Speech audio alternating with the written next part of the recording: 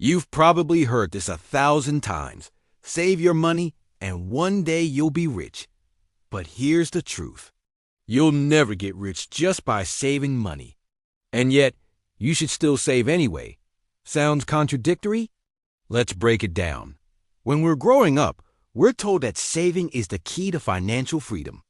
We imagine a future where our savings magically turn into wealth. But in reality, money sitting idle loses value every single year. Inflation eats it alive, quietly, invisibly, but relentlessly. Imagine you saved $1 million 10 years ago. Today, that same amount might only buy you half of what it once could.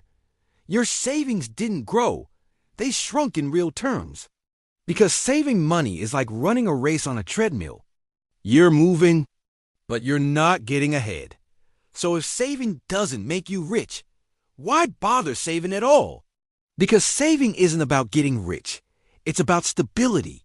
It's your safety net, your seed capital, your launch pad.